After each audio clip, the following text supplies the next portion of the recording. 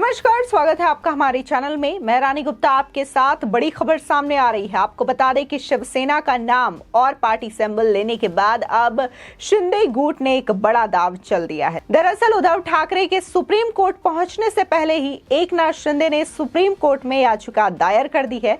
बता दें कि उद्धव ठाकरे के हाथ से शिवसेना की कमान, उसका नाम और चुनाव चिन्ह छीनने के बाद भी एकनाथ शिंदे शांत बैठने वाले नहीं हैं। बता दें कि शिवसेना को लेकर चुनाव आयोग के फैसले को कायम रखने के लिए वो हर एक नया चाल चलते हुए दिखाई दे रहे हैं, जो उनके लिए जरूरी है। अब खबर यह है कि एकनाथ शिंदे ने सुप्रीम कोर्ट में कैविएट याचिका दायर कर दी है। उधर दूसरी ओर खबर ये आ रही है कि कैसे शिवसेना का जो पार्टी फंड है उसकी तमाम रकम उद्धव ठाकरे ने अपने अकाउंट में ट्रांसफर करा ली है। और ये जो अकाउंट में ट्रांसफर कराए गए जो रकम है, इसको लेकर के कोई खुलासा नहीं हुआ है। लेकिन अगर हम शिवसेना की पार्टी फंडिंग की बात करें, डोनेशंस की बात करें, तो ये करीब 297 करोड़ यानी कि लगभग 300 करोड़ बताई जा रही है। बता दें कि इसी के साथ ही जो याचिका दायर की गई है, इसमें यह कहा गया है कि चुनाव आयोग के फैसले को चुनौती देने के लिए उद्धव गुट सुप्रीम कोर्ट के समक्ष गुहार लगा सकता है। ऐसे में इस मामले में कोई भी फैसला सुनाने से पहले शीर्ष अदालत महाराष्ट्र सरकार की दलील को भी सुने।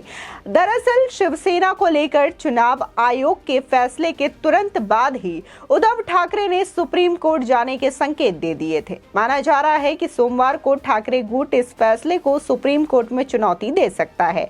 ऐसे में ठाकरे गुट के किसी भी कदम से पहले ही शिंदे खेमा सुप्रीम कोर्ट पहुंच चुका है। आपको बता दें कि शिवसेना की शाखाओं को पार्टी का आधार और रीढ़ माना जाता है।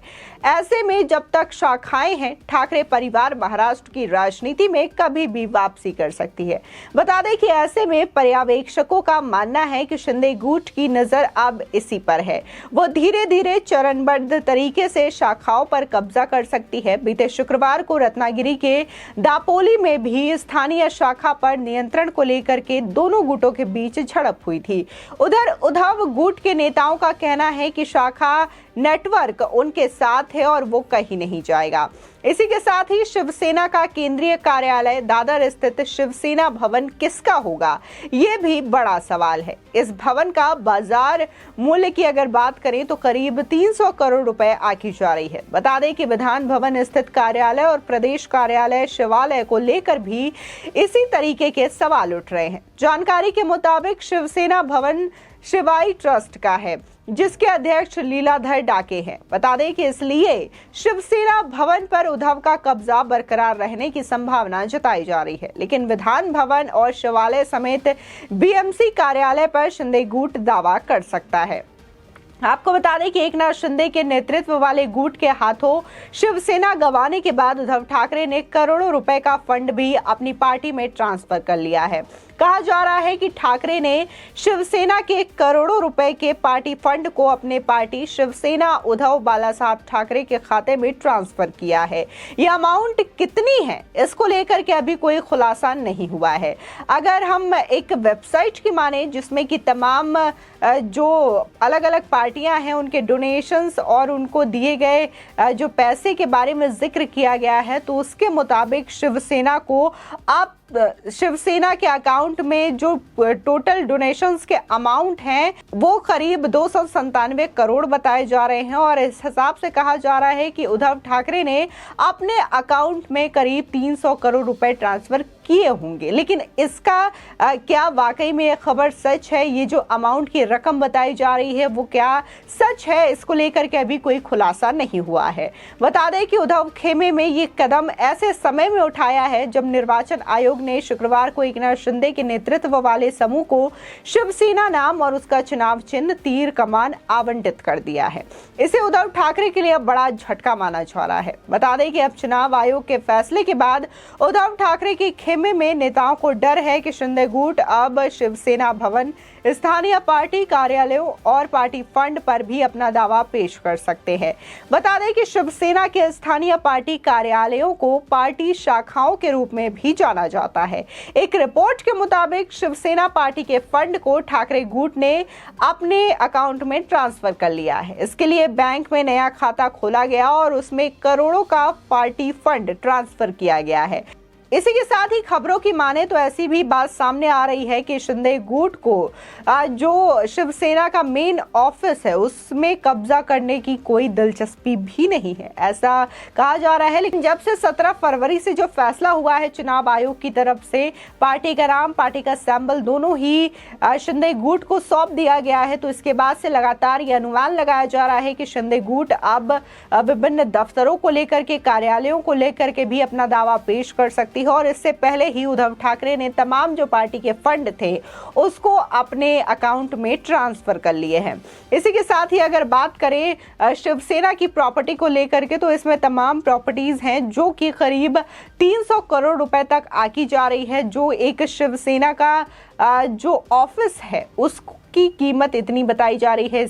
इसी के साथ ही मातोश्री में ग्राउंड फ्लोर पर शिवसेना का ऑफिस है जिसे कि खुद बाला साहब ठाकरे ने स्थापित किया था। तो ऐसे में ये ऑफिस पर भी बड़ा सवाल उठ रहा है क्योंकि वो शिवसेना का ही ऑफिस है। इसी के साथ ही तमाम जो शाखाओं में कार्यालय बने हुए हैं उस पर भी शिंदे गुट अपना दावा कर सकता है, ऐसी भी उम्मीद जताई जा रही है।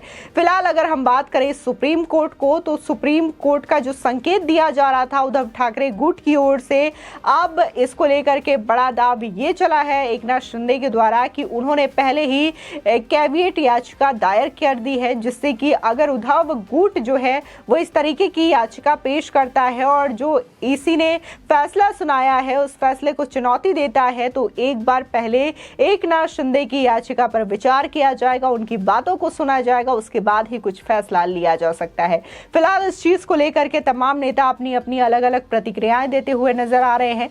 जहां एक बार फिर से शरद पवार कल तक नसीहत देते हुए नजर आ रहे थे उद्धव ठाकरे को और वो कह रहे थे कि पार्टी का चुनाव चिन्ह अब शिंदे गुट को सौंप दिया गया है, तो इसमें बार बार बात कर करके या फिर विचार करके कुछ नहीं किया जा सकता। आपको एक नया चुनाव चिन्ह लेना चाहिए और फिर आगे बढ़ जाना चाहिए। जिसके बाद अब शरद पवार ने एक बार फिर से बयान दिया है और उनका कहना है कि मैं अब इस प्रकरण में नहीं पड़ना चाहता। उन्होंने इस प्रकरण से खुद को दूर कर लिया है और उनका कहना है कि इस विवाद को लेकर के अब मैं कोई भी टिप्पणी नहीं करने वाला। उधर अगर हम बात संजय राउत की करें, तो संजय राउत जहां कल तक ये कह रहे थे कि ये जो फैसला है वो सुनियोजित फैसला है और ऐसा फैसला होगा, ये मुझे पहले से ही पता है, तो इसमें कुछ नया नहीं है। और साथ ही उन्होंने आज जो नया स्टेटमेंट दिया है तो उनका ये कहना है कि शिवसेना को शिंदे गुट को सौंपा जाएगा। इसके लिए इलेक्शन कमीशन ने 2000 करोड़ रुपए चार्ज किए हैं, यानी कि डील के तहत ये फैसला दिया गया है। फिलहाल तमाम लोग अपनी अपनी बातें कर रहे हैं। इस बीच जहां देखने को मिला था कि शिंदे गुट की ओर से याचिका दायर कर दी है क्योंकि उद्धव ठाकरे की ओर से संकेत सुप्रीम कोर्ट जाने के साफ तौर से दे दिए गए थे।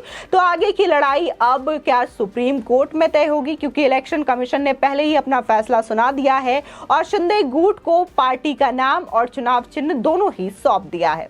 फिलहाल इस खबर को लेकर के आपकी क्या राय है हमारे कमेंट सेक्शन में जरूर बताएं। आगे की और भी अपडेट के लिए चैनल को सब्सक्राइब करना ना भूलें।